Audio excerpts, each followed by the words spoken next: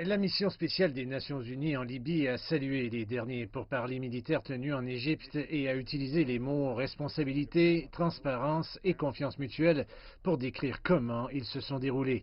Les représentants de l'armée et de la police des parties libyennes rivales se sont réunis en pourparlers directs et se sont mis d'accord sur plusieurs questions litigieuses.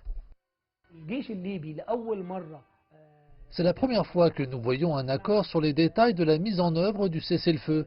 Pour ce faire, les deux parties déclarent qu'elles libéreront sans condition les prisonniers. C'est un grand signe de rétablissement de la confiance. À 500 km du Caire, à Hurghada, les Libyens ont accepté d'ouvrir les modes de transport nationaux afin que les citoyens puissent voyager librement entre toutes les villes.